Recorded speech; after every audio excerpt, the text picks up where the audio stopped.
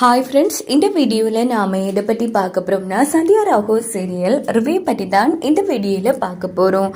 அதுக்கு முன்னாடி நம்ம சேனலை சப்ஸ்கிரைப் பண்ணாதவங்க கீழே இருக்கிற சப்ஸ்கிரைப் பண்ண கிளிக் பண்ணிவிட்டு பக்கத்தில் இருக்கிற பெல் பட்டனையும் கிளிக் பண்ணிடுங்க. சரி, வாங்க வீடியோக்குள்ளே போகலாம். இங்கே பார்த்தோன்னா நம்ம சீனு பயங்கரமாக ஒரு இடத்துல இருந்து குடிச்சிட்டு இருக்காங்க. அப்போ மாயா யோசிக்கிறாங்க, இப்போ வரைக்கும் நாம சீனுவை பார்க்கவே இல்லை அப்படின்னு சொல்லிட்டு எல்லா இடமும் தேடிட்டு இருக்காங்க. பார்த்தா சீனு பயங்கரமாக குடிச்சிட்டு இருக்காங்க. இதை பார்த்து மாயா அதிர்ச்சியாகி சீனு என்ன பண்ணிட்டு இருக்க அப்படின்னு சொல்லி கையில இருந்த அந்த பாட்டிலை தூக்கி எறிச்சிடுறாங்க. உனக்கு என்ன பைத்தியம் கிட்டையும் பிடிச்சிருக்கா? இதெல்லாம் எப்போ இருந்துடா பண்ணிட்டு இருக்க அப்படின்னு திட்டுறாங்க. இங்கே பாரு மாயா, நீ வேணும்னா இன்னும் விட்டு போகலாம் வெறுக்கலாம், ஆனால் நான் இன்னும் விட்டு போகவும் மாட்டேன், விட்டு கொடுக்கவும் மாட்டேன்.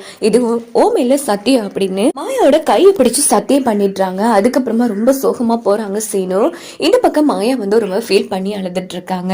மறுநாள் காலையில காமிக்கிறாங்க, சீனு சரியா மாயா கிட்ட முகம் கொடுத்து பேசவே மாட்டேங்கிறாங்க. அப்ப மாயா இங்க பாரு, நைட்டு ஃபுல்லா அந்த அளவுக்கு குடிச்சிட்டு இருந்தேன், ஏன் சீனு இப்படி எல்லாம் பண்ணிட்டு இருக்கேன், இங்க பாரு நான் தான் வேணான்னு தூக்கி எறிச்சிட்டேன் மாயா, ஆனா என்னால உன்னை தூக்கி எறிய முடியாது மாயா, உன்னை வெறுக்கவும் முடியாது. இப்ப உனக்கு என்னமா, என் மாமா உனக்கு ஒரு நல்ல மாப்பிள்ளையா பார்க்க போறாரு, நீ அவனை கல்யாணம் பண்ணிட்டு சந்தோஷமா இருக்க போறா, அவ்வளவுதானே. ஆனா நாங்க ஆம்பளைங்க காலம்புறா உங்களே நினைச்சிட்டு சாகணும், இதான் நீ உங்க நோக்கங்கிற மாதிரி சொன்னது. ஏன் சீனு இப்படி எல்லாம் பேசுற? இங்க பாரு, நீ நினைக்கிற மாதிரி நானும் அப்படி கிடையாது சீனு, எப்பவுமே உன்னை என் மனசுல சுமந்துட்டு இருக்க. இங்க பாரு, ஒரு விஷயம் சொல்ற கேட்டுக்கோ, மாமாவே மாயா நீ சீனுவை கல்யாணம் பண்ணிக்கோ அப்படின்னு சொல்ல வைக்கல.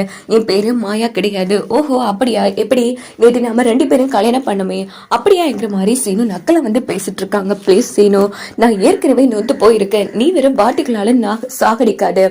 ஓஹோ அப்படியா, நான் ஆல்ரெடி செத்துட்டேன் மாயா, ப்ளீஸ் மாயா என்னை கொஞ்சம் தனிமையில விடு, எதுவுமே என்கிட்ட பேசாத. உனக்கு இந்த குடும்பம், இந்த கௌரவம், ரகுரா மாமா எல்லாரும் தானே முக்கியம், நான் எக்கிரப்பட்டு போனா உனக்கு என்ன அப்படின்னு திட்டிட்டு சீனு பாட்டுக்கு அங்கிருந்து போயிடுறாங்க. இந்த பக்கம் பார்த்தோம்னா மகாலிங்க டீமை தான் காமிக்கிறாங்க. இவங்க எல்லாரும் சமைய சேர்ந்து திட்டம் போட்டுட்டு இருக்காங்க. அப்பா நமக்கு ஒரு சரியான சந்தர்ப்பம் கிடைச்சிருக்கு, அந்த மாயாவுக்கு ஒரு கல்யாணம் பண்ணி வைக்கிறதுக்கு. இப்போ ரகுராம் ஒரு நல்ல மாப்பிள்ளையா பார்த்து மாயாவுக்கு கல்யாணம் பண்ணி வைக்கணும்னு திட்டம் போட்டிருக்காரு. அந்த மாப்பிள்ளை ஏன் நாம பாக்குறவரா இருக்கக்கூடாது அப்படின்னு சாரு சொன்னது எப்படி மாது?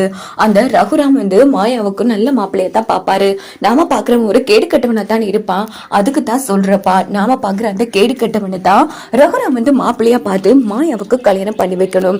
அப்படி ஒரு ஆளு தான் ரகுராம் கண் முன்னாடி நாம நடுக்க வச்சு மாயாவுக்கு தட்டி விடணுங்கிற மாதிரி அந்த இடத்துல சாரு திட்டம் போட்டு சொல்றாங்க. சூப்பர்மா, உன் ஐடியா புரிஞ்சிருச்சு, கவலைப்படாத, நானே ஒருத்தனை செட்டப் பண்றேன், அவனாவே ரகுராம் கண்ணுல படுற மாதிரி நல்லவனா நடிக்க வைப்போம். ரகுராமே மனம் இறங்கி மாயாவுக்கு பொருத்தமான மாப்பிள்ளை இவன் தான் மாயா கிட்ட சொல்லுவான். கண்டிப்பா மாயா ரகுராம் பேச்ச தட்ட மாட்டா, கழுத்தை நீட்டிடுவா அப்படின்னு சொல்லி இவங்க 3 பேரும் திட்டம் போடுவான்.